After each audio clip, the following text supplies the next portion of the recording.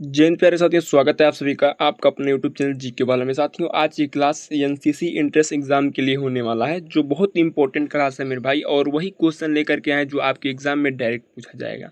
और ये क्वेश्चन मेरे भाई पिछले कई सालों से लगातार पूछे जा रहे हैं। और इसमें से जो भी क्वेश्चन है मेरे भाई, उसमें से 5 से 6 क्वेश्चन आपको फिक्स देखने को मिलेगा, एकदम आपके एग्जाम में एग्जैक्ट आएगा मेरे भाई।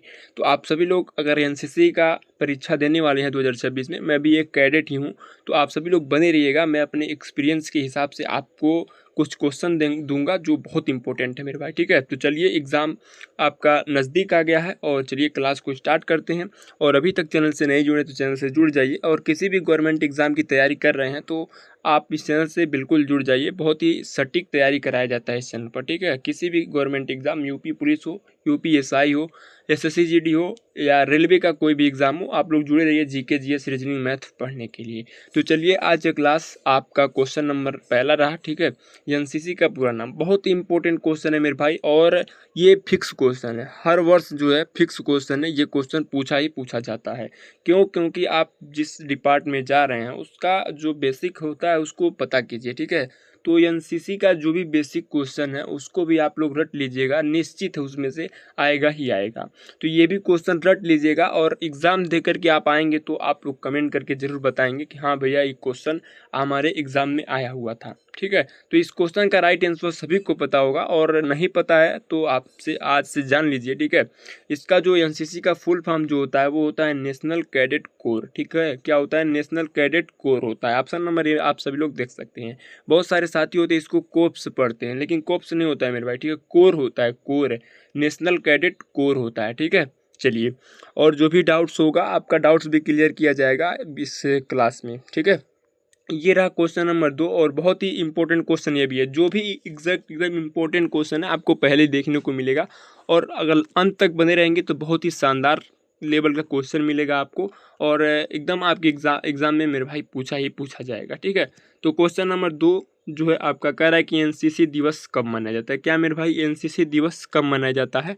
तो बहुत ही इंपॉर्टेंट क्वेश्चन है। और इसका जो राइट आंसर होगा वो हो जाएगा ऑप्शन नंबर सी, नवंबर के चौथे रविवार को। क्या होता है मेरे भाई? तो नवंबर के चौथे रविवार को ये एनसीसी दिवस मनाया जाता है। ठीक है, बहुत सारे साथी ऐसे होते हैं जो स्थापना दिया होता है ऑप्शन, वैसे आपके एग्जाम में ऑप्शन तो नहीं आएगा, एग्जैक्ट आपको जो पता होगा वो लिखना होता है मेरे भाई। ठीक है, ऐसे आपके एग्जाम में ऑप्शन नहीं दिया जाता है। ठीक है, जब एग्जाम होगा तो ऑप्शन नहीं दिया जाता है, एग्जैक्ट वही आपको लिखना होगा जो आपको पता होगा।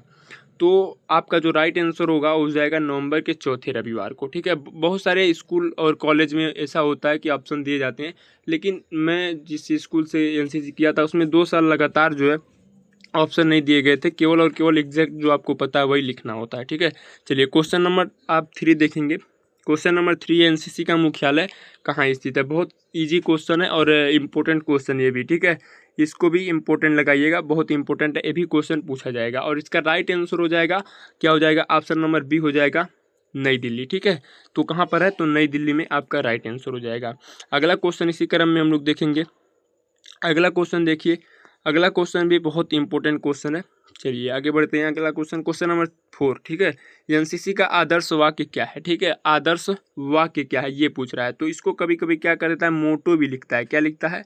मोटो लिखता है। ठीक है, मोटो।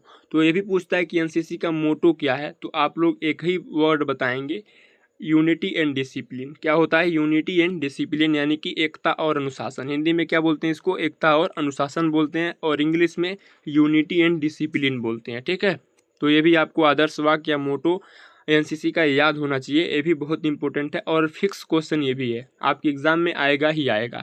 चलिए अगला क्वेश्चन देखें, क्वेश्चन नंबर 5।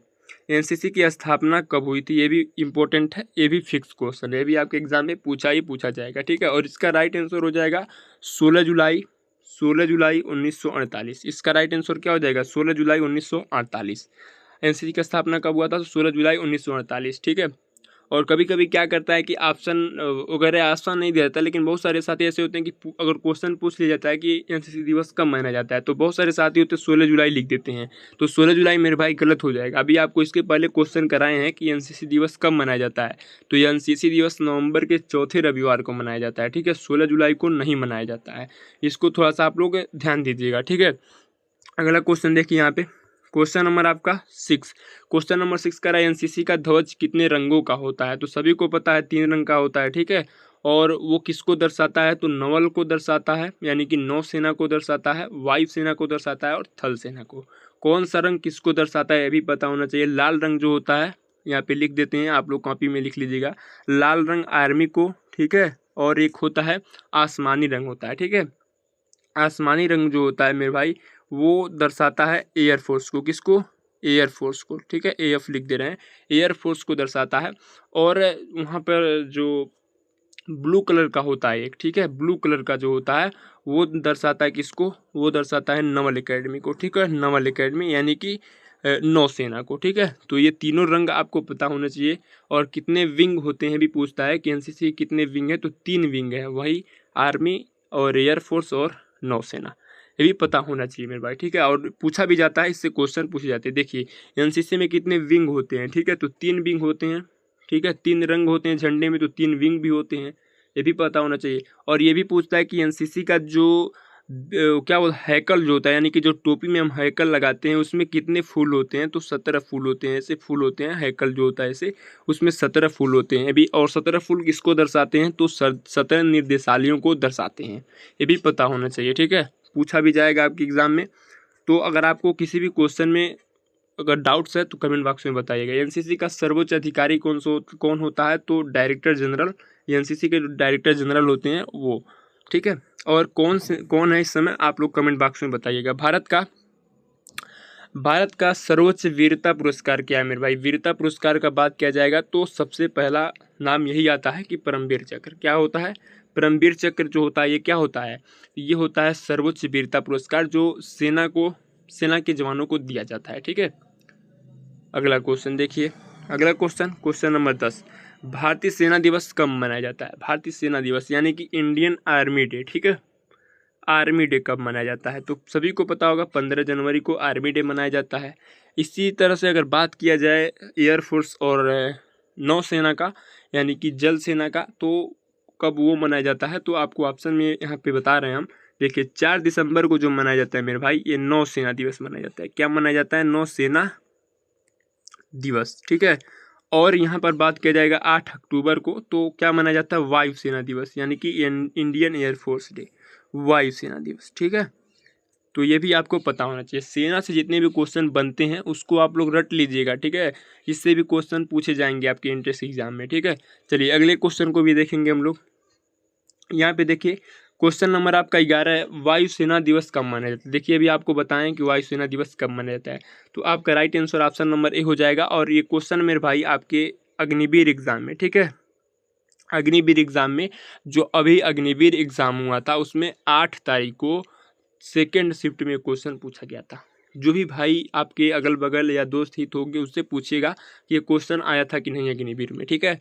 तो जुड़े रहेंगे इस चैनल से तो बिल्कुल आपको बहुत सारा बेनिफिट्स होने वाले हैं। तो अभी तक चैनल से नहीं जुड़े, चैनल को सब्सक्राइब करके चैनल से जुड़ जाइएगा। और इस क्लास को जितने भी आपके साथी दोस्त जो भी हैं एनसीसी का तैयारी कर रहे हैं, एनसीसी का एग्ज़ाम देने वाले हैं, उनके पास क्लास को शेयर कीजिएगा, ठीक है। बहुत ही इंपॉर्टेंट क्लास है, इससे बहुत सारे क्वेश्चन आने वाले हैं इस क्लास से, ठीक है। चलिए अगला क्वेश्चन देखिए, क्वेश्चन नंबर 12। क्वेश्चन नंबर 12, भारतीय नौसेना दिवस कब मनाया जाता है? तो बताएं कि 4 दिसंबर को नौसेना दिवस मनाया जाता है, 15 जनवरी को थल सेना दिवस मनाया जाता है और 8 अक्टूबर को वायुसेना दिवस मनाया जाता है। रट लीजिएगा एकदम अच्छी तरीके से। ये देखिए भारत के संविधान का अनुच्छेद 51 किससे संबंधित है? तो सभी को पता है कि 51 जो है मौलिक कर्तव्य है, ठीक है, हमारा मौलिक कर्तव्य है। मौलिक अधिकार का बात किया जाएगा तो 12 से 36 तक है, 12 से 36, अनुच्छेद 12 से 36 और भाग 3 में है, ठीक है। भाग 3 में मेरे भाई नीति निर्देशक तत्व जो है मेरे भाई, ये हैं आपके भाग किस में है? तो भाग 4 में, ठीक है। भाग 4 में जो है आपके नीति निर्देशक तत्व हैं। तो इसको भी आप लोग थोड़ा सा याद रखे रहेंगे तो अच्छा रहेगा। पूछ लेते हैं क्वेश्चन इससे भी लोग। ये देखिए ऐसे ही सिंपल क्वेश्चन, एकदम बिल्कुल डरने की ज़रूरत नहीं है, बिल्कुल सिंपल इजी क्वेश्चन पूछे जाते हैं। और बेसिक आपको थोड़ा सा जीके पता है तो आप आराम से एग्ज़ाम क्लियर कर सकते हैं, ठीक है। और एग्ज़ाम क्लियर हो गया तो बाकी फिजिकल ज़्यादा वगैरह होता नहीं है, बहुत हार्ड नहीं होता है, आराम से आप एनसीसी ज्वाइन कर सकते हैं, ठीक है। भारत का राष्ट्रीय पशु कौन सा है? तो सभी को पता है बाघ है, ठीक है। अगला क्वेश्चन देखिए, भारत का राष्ट्रीय गान किसने लिखा? ये भी इंपॉर्टेंट क्वेश्चन है, बहुत ही इंपॉर्टेंट क्वेश्चन है, ये क्वेश्चन पूछा भी जाएगा मेरे भाई, ठीक है। तो आप सभी को पता होगा इसका राइट आंसर जो होगा मेरे भाई, जो राष्ट्रगान लिखे हैं वो आपका राइट आंसर हो जाएगा option number B, Rabindranath Tagore, ठीक है, रविंद्रनाथ ठाकुर या रविंद्रनाथ टैगोर। अगला क्वेश्चन देखिए यहाँ पे क्वेश्चन नंबर 16, भारत के राष्ट्रपति तीनों सेनाओं के क्या होते हैं? तो सर्वोच्च सेनापति होते हैं, ये भी इंपॉर्टेंट क्वेश्चन है, ठीक है। अगला क्वेश्चन देखिए यहाँ पे, भारतीय थल सेना का मुख्यालय कहाँ है? तो भारतीय थल सेना का मुख्यालय या जल सेना का मुख्यालय या वायु सेना का मुख्यालय, तीनों का मुख्यालय आपका कहाँ पे है? नई दिल्ली में है। यहाँ पे थोड़ा सा भी कन्फ्यूजन नहीं होना, डायरेक्ट आपको नई दिल्ली मानना है, चाहे वो जल सेना हो, चाहे वायु सेना हो, चाहे एयरफोर्स हो, चाहे इंडियन आर्मी हो, या जो जल सेना हमारी नौसेना है वो हो, तीनों का मुख्यालय मेरे भाई कहाँ पर है? तो आपकी नई दिल्ली में है, ठीक है। अगला क्वेश्चन देखिए, अगला क्वेश्चन एनसीसी से संबंधित है, ठीक है। एनसीसी में ABC क्या है? तो सभी को पता है कि सर्टिफिकेट्स हैं, जिसे हम हिंदी में क्या बोलते हैं? प्रमाण पत्र बोलते हैं। बिल्कुल सिंपल क्वेश्चन था। एनसीसी में सबसे उच्च प्रमाण पत्र कौन सा होता है, यानी कि सबसे बड़ा, यानी कि सबसे अच्छा जो होता है, जो बिल्कुल मान्य ज़्यादा होता है, वो कौन सा प्रमाण पत्र होता है? तो C जो होते हैं, ठीक है, ABC होते हैं, A होता है, B होता है और C होता है। तो सबसे बड़ा जो होता है, सबसे उच्च जो होता है मेरे भाई, वो C सर्टिफिकेट होता है, ठीक है, जो आपको ग्रेजुएशन के दौरान करने होते हैं, ठीक है।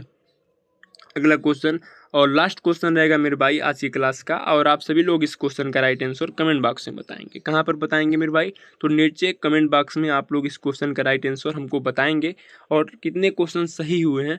20 में से 10 क्वेश्चन आप अगर सही किए हैं तो बिल्कुल घबराने की ज़रूरत नहीं है, क्योंकि ये उस लेवल का क्वेश्चन था जो आपके एग्ज़ाम में आने वाले हैं एग्जैक्ट, ठीक है। तो सभी लोग बताइएगा कमेंट बॉक्स में कितने क्वेश्चन सही हुए हैं और आज ये क्लास कैसा लगा। और अगला क्लास अगर चाहते हैं कि GK GS का और भी NCC के लिए क्लास हो, तो आप सभी लोग कमेंट बॉक्स में बिल्कुल बताइएगा, मैं कल ही अपलोड करूँगा, ठीक है। किसी भी प्रकार की, किसी में आपको दिक्कत है, फिजिकल वगैरह में किसी भी चीज़ में अगर आपको दिक्कत हो, तो आप लोग कमेंट बॉक्स में बताएंगे, तो मैं आपको हर चीज़ प्रोवाइड कराने के लिए तैयार हूँ मेरे भाई, ठीक है। और आप सभी लोग कमेंट बॉक्स में बताइए कि भारतीय तिरंगा में जो अशोक चक्र है उसमें कितनी तिल्लियाँ हैं, जो आपका लास्ट क्वेश्चन था उसका। और अभी तक तो मेरे भाई चैनल से नहीं जुड़े, चैनल को सब्सक्राइब करके चैनल से जुड़ जाइए। मिलते हैं अगले नेक्स्ट क्लास में, तब तक के लिए धन्यवाद। जय